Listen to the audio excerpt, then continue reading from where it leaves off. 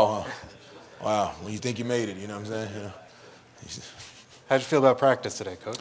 I thought it was, I thought effort was good. I thought guys, showed they want to still work together. We got to clean up on some details. This defense does present a lot of challenges with looks, pressures, and he understands how to leverage the football, and he knows what you're going to attack by what calls he makes, so we got to make sure we're on point in the execution of the details.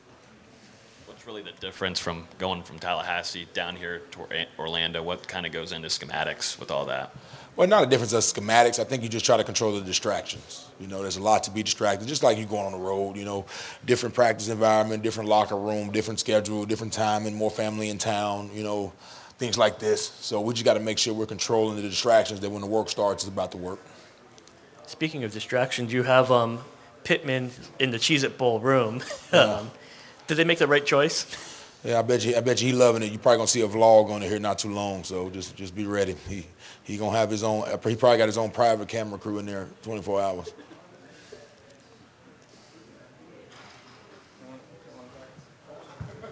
Coach, can you kind of walk the line between giving some insight but not secrets into what's allowed you guys to be so successful running the football here the second half of the season? Yeah, I mean, it starts with the quarterback position, and run game is all about services, looks, safety rotations, and the quarterback has done a good job of handling the run checks. Getting us in good plays, getting us in the best possible looks, and not just running plays in a bad look. So that's the first thing is Jordan. Next thing is I think is a little bit of continuity in the line. We had the same guys pretty much out there, so it's not too much they hadn't seen. And then, Trey Benson, I think he leads the country in broken tackles and elusiveness and yards per carry and things like that. So when you do have a bad look or things are not blocked correctly, you got backs that can break tackles. So it's a combination of all of those things, whether you're in the right play, you're blocking up the looks and nothing confuses you and you can maintain blocks, and also you got guys that can make you right when you ain't right. So I thought our running backs have done a great job of breaking tackles and running through things and making it difficult to tackle. So I think all those things combined gives you a shot to have a pretty good run game.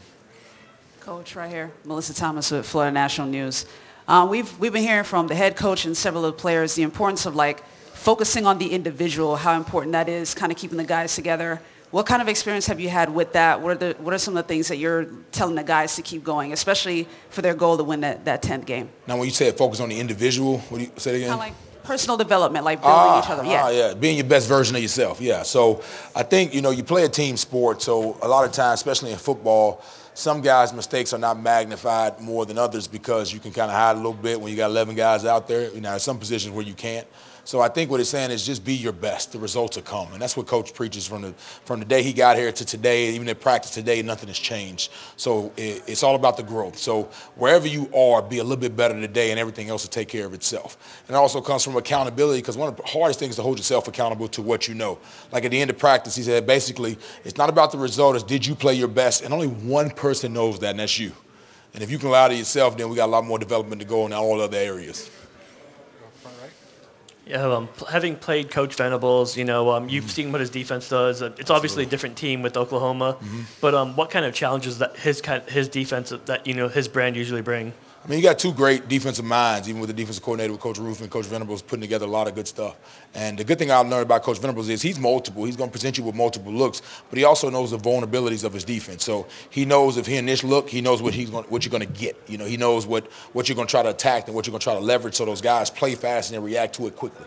And so we got to be ready to be detailed. Just because we think we got a good play and we know what's coming, they know what they're vulnerable at. So we got to be even more detailed to execute what we got to look. So Coach Venables done a good job. He's been calling defense for a long time. So, I mean, he's going to be prepared and well prepared, and he's going to know what he want to take away. We just got to be on point to make sure we're disciplined and we're not going backwards and making sure we're in the right place. Coach, I don't know if you can fill in the right adjective for me, but are you proud or thankful that so much of this team is enjoying this bowl process and wanting to play the game? Because in this day and age, there's so many teams that are playing these bowl games that aren't going to be at full capacity, but you have a team that seems really excited and really bought into playing this game. How does that make you feel as a coach and a competitor? Well, yeah, I mean, I'm blessed to just be around a group of guys that want to be around each other. So many times, she brought up a good question about the individual. The way you kind of create a good team is when the guy want to play for somebody else. Like, I don't want to let you down. And I think we got a lot of that. When you talk about true brotherhood, every coach talks about brotherhood and teammates and love and family. All that sounds good until you have to make a decision that it's greater for the team than it is for yourself. And I think we see a lot of that now. We're also going to protect them from themselves too. You know, it's our job to monitor and make sure they're doing a good job and make sure we give them the best possible things for their future. But, you know, you want it where you have to protect them from themselves because all they can think about is not letting their teammates down. And that's a blessing to have. How nice has it been throughout the whole season going against the defensive line, and how much has it helped your offensive line, the competition? We get to see it during practice, and you know, it gets violent. How much has that helped? Oh, yeah. I mean, it creates that I got to be on point or I'm going to be on the bench mentality. So, you know, I tell high school players the biggest jump from high school to college is every practice is like a game. It's graded the same, it's evaluated the same, and the pressure is the same. I said what you learn in college is the games get a little bit easier actually for the player because there's so much pressure put into every single rep from individual to team that, you know, it's like eyes are always on you. So it creates that, all right, I got to get this done or there's a consequence kind of mindset every play. You know, coaches try to use this phrase, every day is 4th and 1. You know, so I think that competition level to be at, I got to be on point, just raises yourself more. Now, we don't have a dog-eat-dog mentality, meaning basically like, hey, I'm just going to throw this out there and whoever comes out, you know, no, we want to teach and develop and put you in a good situation to have success also, but you got to be on point to be able to be on that field around Florida State. Coach, back to the kind of the unity and alignment that you guys have with this team and the brotherhood. I mean, you mentioned every program strives to have that. Absolutely. What have you guys done that's allowed it to really come to fruition and be a true part of the culture? We've been through it. You know, we can't create some of these situations that we've had and we had to stay together. Sometimes you never know why you go through, but you got to go through to get through. So, you know, we got to make sure all the past experiences, all the lessons learned, you know, those guys have been, you know, we've had pretty much the same staff, same group of guys since we've been around, you know. I think about guys like Maurice Smith. I think about Darius Washington. I think about Jordan Travis. You know, I think about guys that have been here and fought the long fight.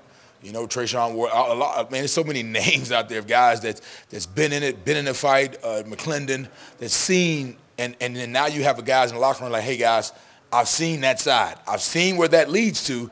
This is what I know works and what's been pushing us forward. So you got guys that can warn guys what's going when they're going down the wrong path and also praise and be thankful for the things that we're having now because we learned from the lessons that we had to go through earlier in our time here.